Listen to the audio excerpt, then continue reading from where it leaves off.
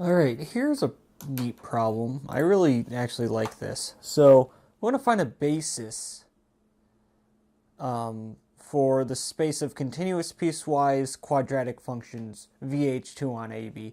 Now, continuous piecewise quadratic, that's not technically the full picture.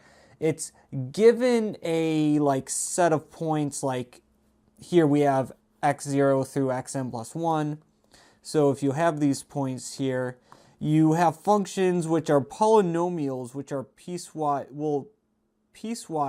they're polynomials between these points.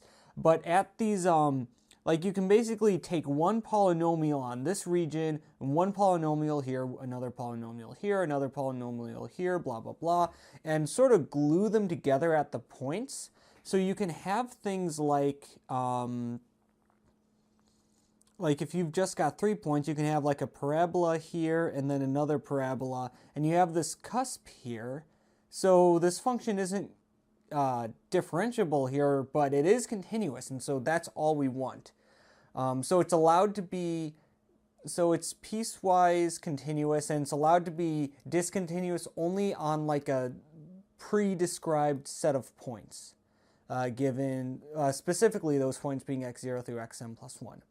So I'm going to find a basis for this, particularly for, so these are quadratic functions, so the polynomials are degree at most 2. So take a partition of AB, and let I sub I, which is horrible notation, but I don't know, it's an interval, and you use I for indexing, so hopefully visually you'll be able to see it. If I say I, then it's not clear what I mean just verbally, but hopefully in speaking it'll be clear if you're following along visually what I'm talking about. But yeah, so just these are the intervals. Hi is the length of each interval. Let us fancy I sub h. Do I even use that anywhere in here? I don't even use this. This sentence is superfluous, which is a really long way of saying redundant, or a fancy way, if you want to sound smart. Anyways, so you fix an I, you get a Lagrange basis of 3 functions, lambda I0, lambda I1, lambda I2, for the space of quadratic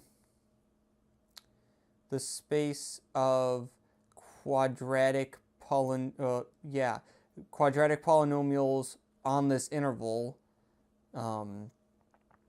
associated to these points xi0, xi1, and xi2, given by so basically what's happening is, if you want to find a polynomial, you need, well, basically these are the Lagrange basis functions for this space, and it's discussed in more detail in the text. But basically, for each one of these, you just do this formula.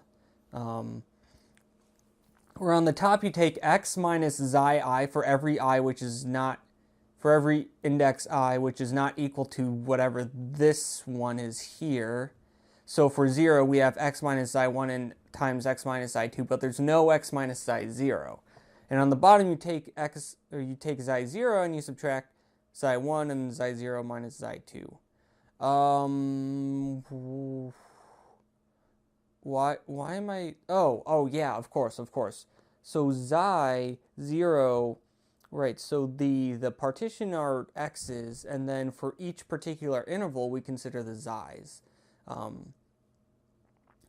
Because basically what we want to do is, for every single interval, we want to have a basis for the set of quadratic polynomials on that particular interval. And we're going to sort of glue these together. So anyways, if we're just looking at a particular interval, then we have this space. So let's visualize these functions using any I, who cares, but xi minus 1 will be 0 and xi will be 1, then you can plot these out like this. So you have one of the quadratic polynomials starts from 0 and ends at 1. Another one starts at 1, ends at 0. Another one starts at 0 and ends at 0. And by taking linear combinations of these, you can obtain any quadratic polynomial on the interval from 0 to 1. So this is what a particular piece looks like. And we want to, for every single interval, we want to use these three functions to construct our basis. And what's going to happen here is, so certainly in order, because on any given interval, you can have any quadratic polynomial. There might be restrictions, like if you have an interval here, you can have a quadratic polynomial that looks like this, and it's fine. Now, prescribing this will have effects on like the adjacent intervals, i.e. if you're at this interval to the left over here, you're going to have to choose some function which connects to that point. And similarly over here, you will need to choose, well, let's try to make this degree 2. You're going to need another thing here, which is also quadratic, and which, more specifically, which connects to this point here. So there are some things that we need to worry about making sure that these are connected, but at each particular interval, we need to make sure that there is some, here, I explained this down here.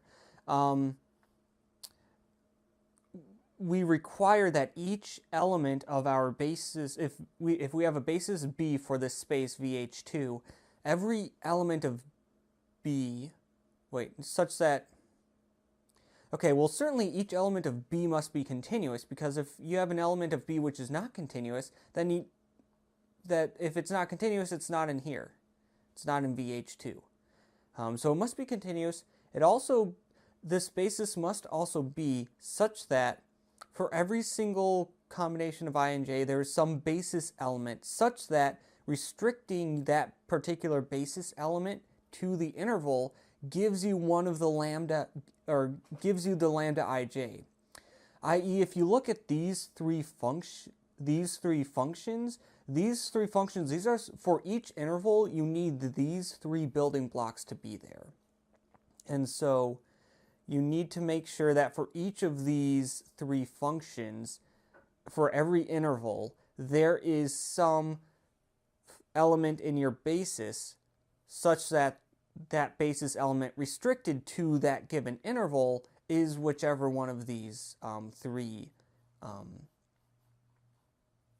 functions that you're looking at. Whichever one of these three building blocks. So how are we going to do that? Basically what we have to do is we need to glue these, we need to take these building blocks, we need to take them for adjacent intervals and glue them together. And how could we possibly do that? The rest of this, like I write the argument out in words, but I think it's best to see this visually.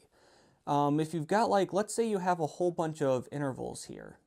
Let's just say you have 5, just for the sake of visualization. So if you want to have, let's see here, we have this lambda I comma 1, and we need that to be in every single interval. So what about this function, which is, you've got this function, which is that parabola here, and it's like just 0 everywhere else.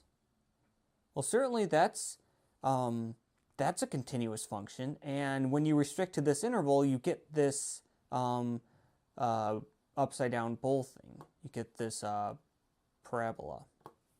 And so we can start by doing that for every single one of these intervals. For each one of these intervals, we have one of these guys. So far we have this, we have this, we have this, and we have this, like this. Okay, so far, so let's take these things and like let's start counting. So we've got 5 coordinates, or 5 x values. Well, we've got 4 intervals. So let's say 4 intervals. And so we have 4 functions that allow us to get these guys. So what next? So if we just look at this first interval here, if we look at lambda I, well, if we looked at lambda I comma 0, let's say just here we want to get one of those. How do we connect this with other things to give us a polynomial? Well, what we can do is we can make this 0 the rest of the way, and we can also make this, what can we do here? We can connect this like this. And that works. And so then not only do you get a lambda I0 for this interval, but you get a lambda I2 for this interval. And so what we do is we continue like this, we get this, and then finally we get this. And I'm sorry, I haven't, it's not, this is supposed to line up like that, and this is supposed, no, it's supposed to line up. I didn't do a good job lining this up, but I hope you see the picture. That this point is supposed to line up here, this point here, and this point here. So we've got 3 of, we'll just say these guys. So that's good.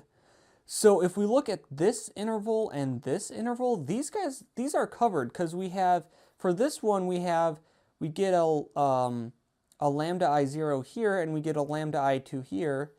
For this interval we get a lambda I0 here and a lambda I2 here. All that's missing is we need, for this first interval here, we need a lambda I0, and for this one we need a lambda I2. So for the lambda I0, well, let's just look at it. Let's take this guy. Let's just do this. We don't really care that much. Like you might be worried because if you, no, there's no way I'm waking up at 7.5 hours. But like if you look at this thing, like you don't need to be continuous outside of this point because this is your x0. That's your first point. You don't care what happens to the left there. So this hook thingy is fine. So we get one of these, and similarly on the right we get one of these. I guess it doesn't need to, we don't really care about what happens after the interval. But yeah, so you get one of these, and so you get 1 and 1. So more generally, if you have m intervals, you're going to have m of these, you're going to have m minus 1 of these, and then 2 of these. So, and then of course here I did this more precisely. Fi is the indicate. I just did this using indicator functions. So here the Fi's this is going to be the downwards bowl on I. And then this GI here, this is going to be this thing where this first part is on one interval and the next one is on the next interval. And if you count these, you see that you have, oh, and the so the ones on the left and the right, so these GIs, I called them GI through GM, and then the first one was G0 and the second one was GM plus 1. So what you get is you get a basis. Well, is this a basis? Because for each particular interval, you've got all 3 representatives, and so you're good. Also, these functions are clearly linearly independent, because if you overlap any 2 of them, each of them will have some interval such that the only way to such that one function will be non-zero on that interval and the other function will be zero on that interval, and the only way to make them equal is the only way to take two constants, multiply them, take a linear combination of the functions and make it zero is to set both the constants to be zero. And so, yeah, so we get this basis, and therefore we have found a set of basis elements, basis functions for VH squared. And you know, if you're interested, this ends up like here we had m of these. Wait, did I count this right? 1, 2, 3, 4. Yeah, because this is going to be x m plus 1. Then we had 1, 2, 3, 4, 5. Yeah, so we had m of these, and then m plus 1 of these. And here we have, I'm off by 1 somewhere, but it's not that big of, what? Why did I go up to xm plus 1 here? I don't know. So if this is x0, 1, 2, 3, 4. So this is x4 plus 1. So then we have 1, 2, 3, 4 of these. Then we've got 3 of these. So 4, 5, 6, 7, 8, 9. So there's 9 of those. What if we were to do this? If we let m equal 4, then we would have 5 plus, no, 1, 2, 3, 4, 5.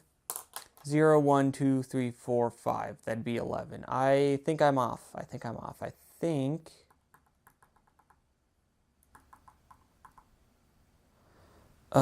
this is embarrassing and annoying.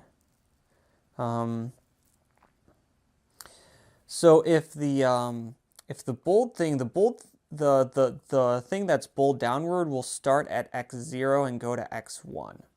So there should only be, so if we're indexing, it looks like if we're starting at f1, then it's indexed by whatever is on the right, and it goes up to m plus 1. So we should go from 1 to m plus 1. Okay, that looks right. 1, 2, 3, 4. Oh. 4 is equal to 3 plus 1. There we go. x1, x2, x3, and x4, which is 3 plus 1. So if we look at this now, what is m? M equals 3. And so we have, how many of these do we have? So it should be m plus 1 plus m plus 2. So m plus 1, so that's 3, plus 1 is 4. Then m plus 1 is, that's 5, 5, 6, 7, 8, 9. 4, 5, 6, 7, 8, 9. Okay. Okay, there we go. Sorry, I'm not good at adding numbers together, I guess. That's why I'm going into numerics, so that I can get a computer to do it for me. But anyways, so after ironing that out, yeah, that's about it.